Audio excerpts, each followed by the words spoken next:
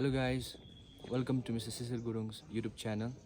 Today is 29th of July 2023 and today it's the Cine Wing Inter-House Elocution competition. I hope you all guys will enjoy it.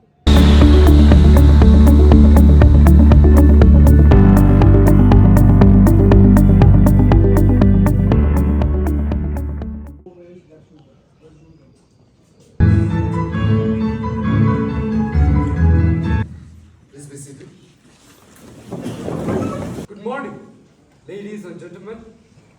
On behalf of our acting administrator for St. Paul's School Darjeeling and Senior Wing, we welcome you to our Senior Wing English Elocution for the year 2023. We are honored to have in our midst Father P.A. James S.J. and Father Pragasan S.J.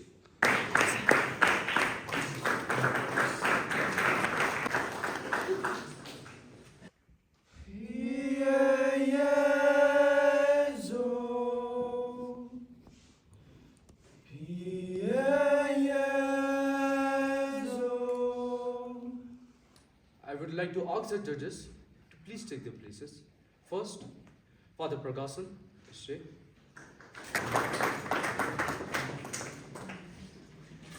Second, Mr. William Lama, Mr. Jove.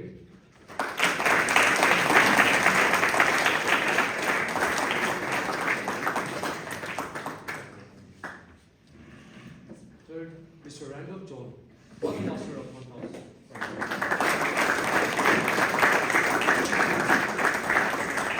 Niranjan Lama, and our timekeeper, Vivash Raj.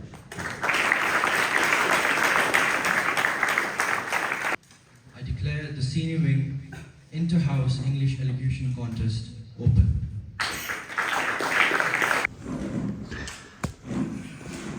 Today is King Charles II's birthday, and Lord Blackadder has been instructed to organize the Royal Gala, and Lord Blackadder is not at all happy with it. The King's Birthday by Ben Elton. On my left hand side is Lord Blackadder. On my right hand side will soon be coming King Charles II. Blackadder. Here, that should do it. To my lords of the King's Own Council, I received this morning your kind invitation to organize a royal gala performance to celebrate His Gracious Majesty King Charles surviving another year with head and shoulders still attached. I want to reply by return to thank you. And when I say to thank you, I mean, of course, to sort of. I would rather go to Cornwall, marry a pig, have 13 children by her, and see all of them becoming the members of the parliament. I would rather hack off my big toe, slice it, mix it with beetroot, and serve it to the poor flock of Clapham as a sweet summer salad. But never under any circumstances, I'm here involving myself in a royal gala performance. My reason, my lord, are twofold. At the first, it is a well-known established fact that royal galas are very, very, very dull. So dull that strong men have been known to stab their own stomach through all singing or dancing. No talent, no tandem that represents the British varieties at its best. If the king has even half a brain,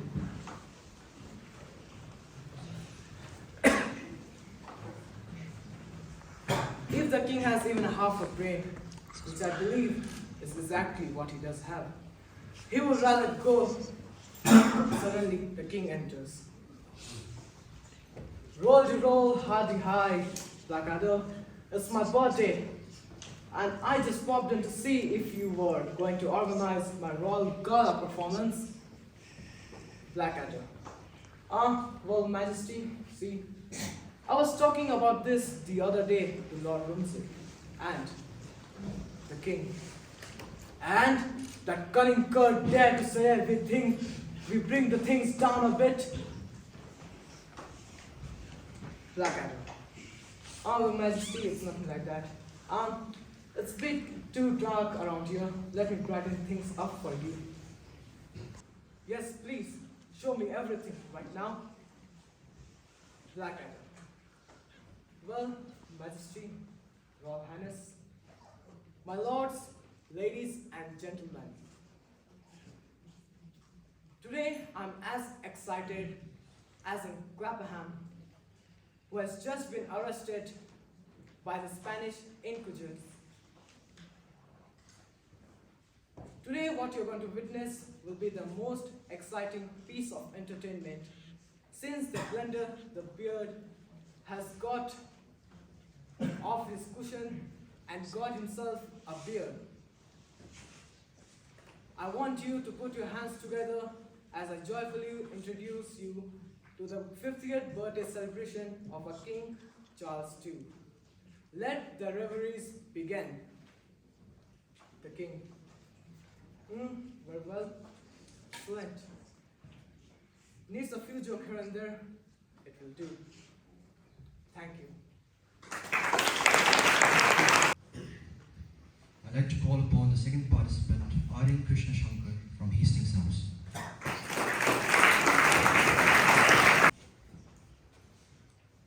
Uncle Vanya by Anton Chekhov. On my left will be Sonia, on my right will be Alina. Sonia. Autumn roses, sad, charming roses. I'm glad Uncle Vanya went out. You see, I'm not pretty. No, you have beautiful hair. No, when a woman is not pretty, they tell her, you have beautiful eyes, you have beautiful hair. But when I hear his voice and feel the touch of his hand and waiting at the door that he'll be coming in. He's every day here now, but he never looks at me. He never sees me. Oh, it's such an agony. Oh God, grant me the strength. I prayed all night. I could not control myself yesterday, and I confessed to Uncle Vanya that I am in love. Everybody knows I'm in love. And he never notices me. Strange man he is. You know what? Let me talk. I'll question him carefully. He'll never know. He'll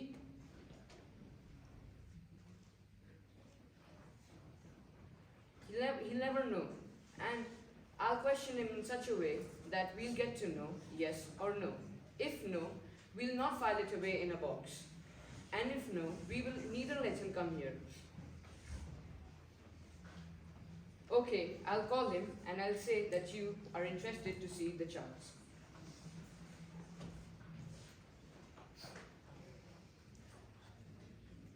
There's nothing worse than telling the truth as uncertainty after all. Alina exits. Sonia isn't that ugly of a girl, but neither is he one of the most handsome, interesting, and charming people in this town. She would be a fine wife to him, and I am already feeling guilty, as I will have to bow down and forgive myself to Sonia that I too am in love. Thank you. I'd like to call upon the third participant, Zidane Asif from Clive House. Good morning. The following extract has been taken from The Merchant of Venice by William Shakespeare. On my right is Antonio, the Merchant of Venice. On my left is Bassanio, his friend. And in the center is Shylock, the Jew. 3,000 ducats. Well, I saw for 3 months. For 3 months. Well. For the which, as I told you, Antonio shall become bound. Antonio shall become bound. Well. May you stab me? Will you pleasure me? Shall I know your answer? 3,000 ducats for 3 months, and Antonio bound. Your answer to that, sir? Antonio is a good man. Oh, here comes my friend, Senor Antonio. 3,000 ducats is a good round sum. 3 months from 12. Then let me see the rate, Senor Antonio. Shylock, shall we be beholden to you? Senor Antonio, many a time and oft in the Rialto, you have rated me about my monies and usances. Still, have I borne it with a patient shrug, for sufferance is the badge of all our tribe. You call me misbeliever, cutthroat dog, and spit upon my Jewish gabardine, and for all use of that which is mine own. Well then, it now appears you need my help. Go to them, you come to me, and you say, Shylock, we would have monies. You say so. You that did ward your room upon my beard, and foot me as you spurned a stranger could. Over your threshold, money is your suit. What should I say to you? Should I not say, hath a dog money? Is it possible? A cur can lend 3,000 ducats. Or shall I bend low and in a bondsman key, with bated breath and whispering humbleness, say this, fair sir, you spit on me Wednesday last, you spurned me such a day. Another time you called me dog, and for all these courtesies, I lend you thus much monies. I am as like to call thee so again, to spit on thee again, to spurn thee too. If thou wilt lend this money, lend it not as to thy friend, for when did friendship take a breed for barren metal of his friend? But lend it rather to thine enemy, who if he break, thou mayest with better face exact the penalty. Why, look you, how you storm. I would be friends with you and have your love. Forget the shames that you have stained me with. Supply your present wants and take no doit of useless for my monies. And you not hear me. This is kind, I offer. This were kindness, Shylock. Surely, this were kindness. This kindness will I show. Go with me to a notary. Seal me there, your single bond, and in a merry sport, if you repay me not on such a day, such a place, such sum or sums as are expressed in the condition, let the forfeit be nominated for an equal pound of fair flesh to be cut off and taken in what part of your body pleaseth me. Content in faith, I will seal to such a bond and say, there is much kindness in the Jew.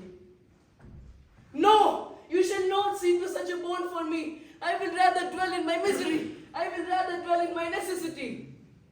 Oh, Father Abraham, what these Christians are, whose own hard dealings teaches them suspect the thoughts of others. Yes, Shylock, I will seal unto this bond. Then meet me forthwith at the notary's. Give him directions for this merry bond, and I will go and purse the ducat straight, see to my house, left in the fearful guard of an unthrifty knave, and presently I will be with you, I will be with you. Hie thee, gentle Jew, the Hebrew will turn Christian, he grows kind. Come on, Bassanio, in this there can be no dismay. My ships come home a month before the day. Thank you. Vansh Banerjee of Lawrence House from the Junior Division section.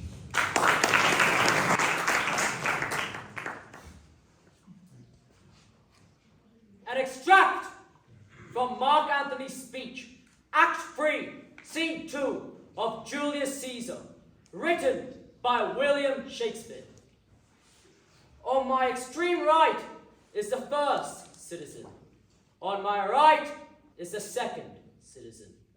On my left is the third citizen. And in the center is Mark Antony. Caesar is dead in his coffin in front of Mark Antony. First citizen speaks. Peace! Let us hear what Antony can say.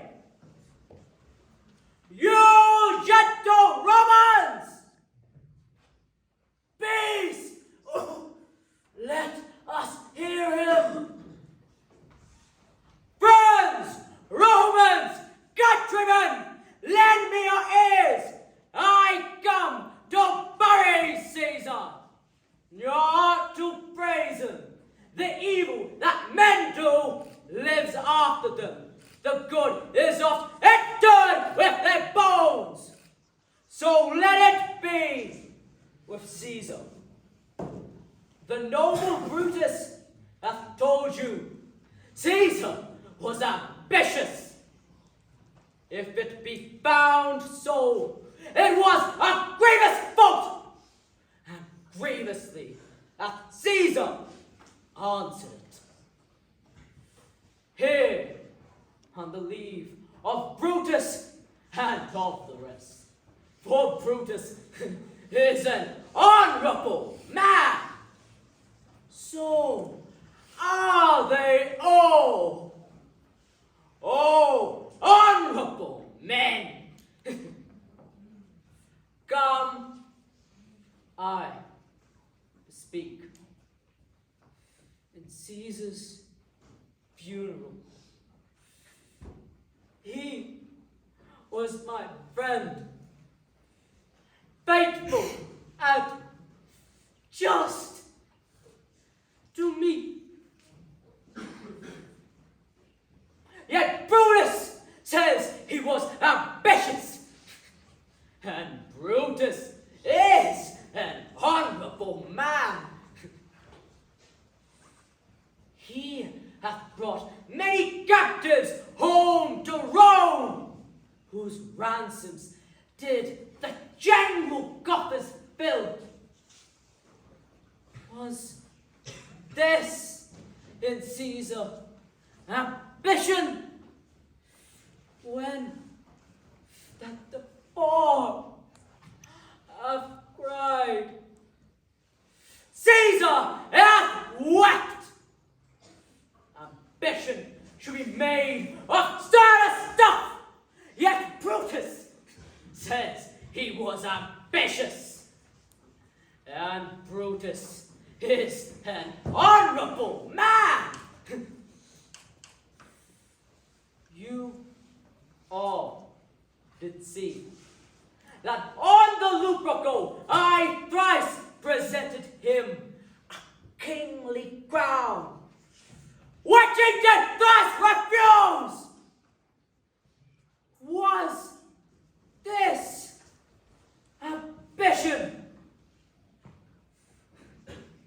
Yet Brutus says he was ambitious and sure.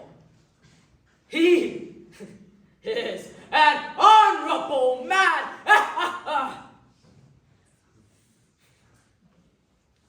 I speak not to disprove of what Brutus spoke, but here I am to speak what I don't know.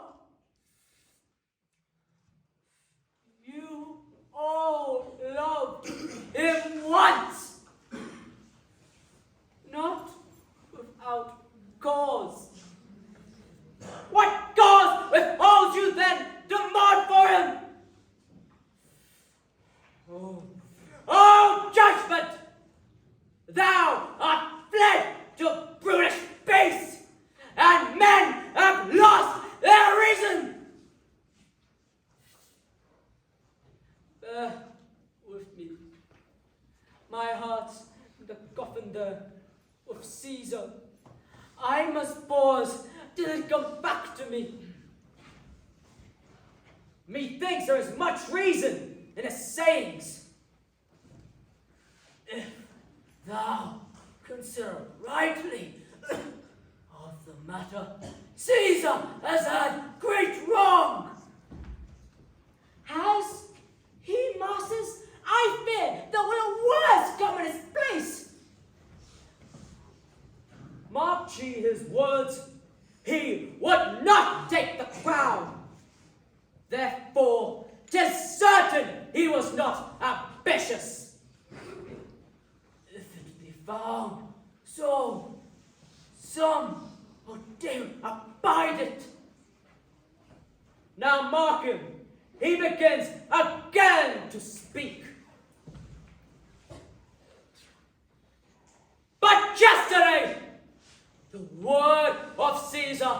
might have stood against the world. Now lies he there, and none so poor to do him reverence. Oh, masters, if I were exposed to serve your hearts and minds to mutiny and rage, I should do Brutus wrong and Cassius wrong, who you all know are honorable men. I will not do them wrong. I rather choose to wrong the dead, to wrong myself and you, then I will wrong such honorable men. But here is a parchment with the seal of Caesar. I found it in his closet.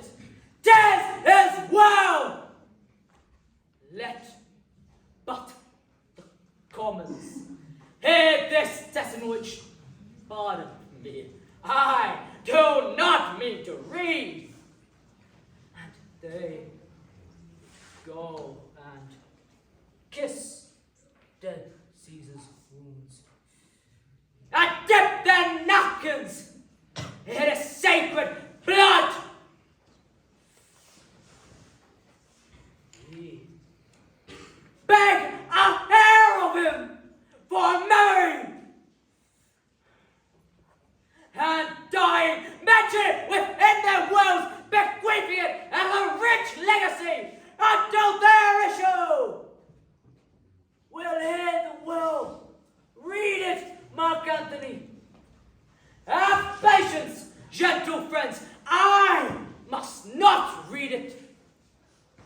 It is not meet. You know how Caesar loved you. You are not wood. You are not stones, but men. And being men, hearing the will of Caesar, it will inflame you, it will make you mad. It is God you know not that you are his heirs.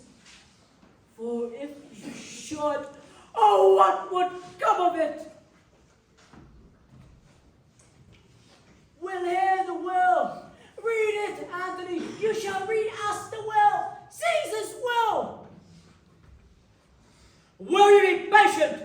Will you stay a while? I have all shut myself to tell you of it. I fear I wronged the honorable men whose daggers have stabbed Caesar. I don't bear it. They were traitors, honorable men. The will, the testament, read the will. You will compel me then to read the will. Then make a ring about the corpse of Caesar, and let me show you him that made the will. Shall I descend, and will you give me leave? Come down. A ring, stand around. Nay, press not upon me. Stand far off. Stand back, room, bed back.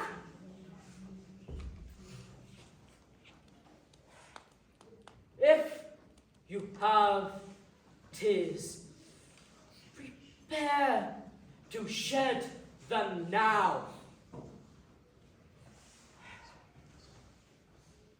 You all do know this mantle. I remember the first time ever Caesar put it on. 'Twas on a summer's evening in his tent. That day he overcame the nervii. Look, in this place ran Cassius's dagger through. See what a rent the envious Gascon made, and through this the well-beloved Caesar stabbed, and as he plucked his cursed steel away, mark how the blood of Caesar followed it. Even at the base of Pompey's statue, which all the while ran blood, great Caesar fell.